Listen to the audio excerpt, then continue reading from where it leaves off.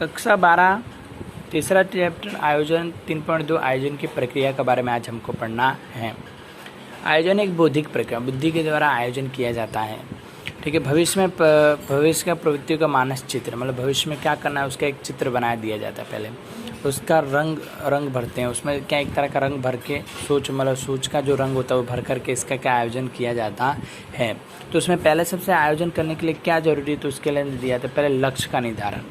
तो आयोजन का प्रथम कार्य लक्ष्य निर्धारण करना होता है और लक्ष्यों का चुनाव योग रूप से आयोजन के लिए उपयोगी सिद्ध होता है। मतलब कि आयोजन के लिए योग रूप से चुनाव करना होता है कि पहले आपको क्या करना है, पहले उसको क्या करना है, उसके लिए आपको क्या आयोजन पहले कर लिया जाता है कि आयोजन उससे हो जाएगा। तो क्या इस प्रकार से कार्य होते हैं।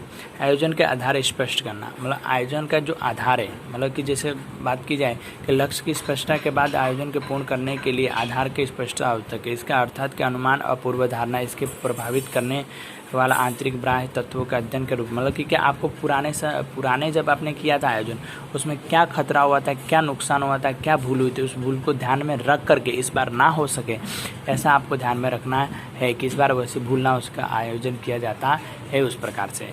ठीक है, सूचनाओं को एकत्रित करके उनका विश्लेषण करना। अब आपको जो आपने आयोजन किया है उसके लिए पहले आपको सूचना एकत्रित करो कि हम कार्य करें उसके लिए क्या क्या कौन सी चीज़ें हमको चाहिए होगी, कितना खर्च होगा।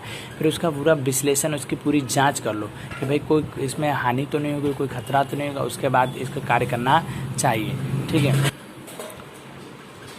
वैकल्पिक आयोजन तैयार करना, आवश्यक सूचनाओं को एकत्रित करते हुए उसके विश्लेषण का अद्यतन करने के बाद वैकल्पिक आयोजन का निर्माण किया जाता है। वैकल्पिक रूप से जो आयोजन होते हैं, मतलब कि आयोजन जब आप करते हो तो अनेकों प्रकार के विकल्प आते हैं। मतलब कि आपको जैसे अब गुजरात चाहे राजस्थान जाना है तो उसके लिए आपके लिए बस से जा सकते हो, कार से जा सकते हो, मोटरसाइकिल से जा सकते हो, प्लेन के द्वारा, ट्रेन के द्वारा। तो आपके ऐसे आयोजन तक क्या था, आपको विकल्प आए। अब इसमें से जो योग विकल्प, जो सस्ता विकल्प, जो अच्छा विकल्प आपको लगेगा वही आप चुनते हो। ठीक है, इसमें विकल्पों के द्वारा किया जाता है। विकल्पों का विचार करना, विकल्पों आयोजन की सूची तैयार करने के बाद विकल्पों पर विचार किया जाता है जिसके लिए प्रभावित करने वाले विकल्पों के विषय में विचार किया जाता है। इसमें बौद्धिक प्रक्रिया करते समय गणित संख्या पद्धति का मतलब कि जो आपने विकल्प सुना, माना कि आपने जो सोच लिया कि भैया मुझे कार से जाना है तो इसमें कितना डीजल लगेगा, कितना समय में पहुंचेंगे, सब क्या विकल्पों पे, सारे विकल्पों पे ध्यान दिया जाता है। ध्यान दे करके सोच समझ के क्या आयोजन किया जाता है। चलो आगे देखें तो इसके लिए आवश्यक इकाइयों का कार्य शोध ऑपरेशन रिसर्च, जो ये एग्जाम में भी आ सकता है, इस द्वारा एक आदर्श आयोजन तैयार किया गया होगा। मतलब कि इसका आयोजन एक तैयार किया जाता है। ठीक है, उसके बाद छठा पॉइंट आप देखेंगे तो छठे पॉइंट में आपको बताया गया है, ठीक है, कि आयोजन के बारे में कि निश्चित योजना स्वीकार करना। जो आपने एक विचार विमर्श करने के बाद विकल्पों से जो तैयार किया उसको एक निश्चित योजना हमको स्वीकार कर लेना है।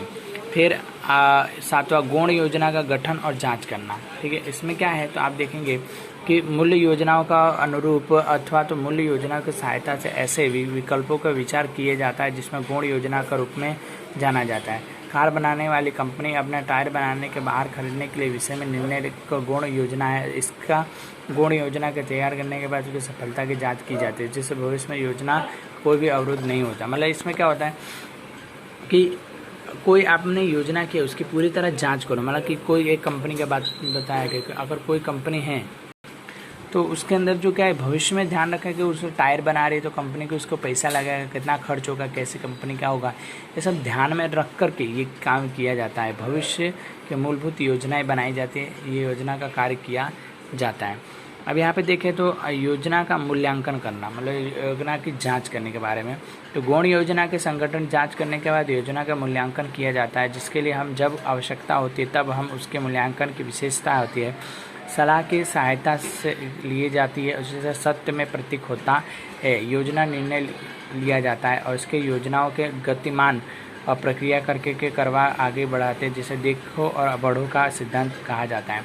अब इसमें एक आयोजन होता है तो योजना के अंदर जो जांच की जाती है, पूरी तरह जांच करने के बाद उसके पूरी तरह जांच करने के बाद ये क्या पता चलता है कि इसका योजनाबद्ध है।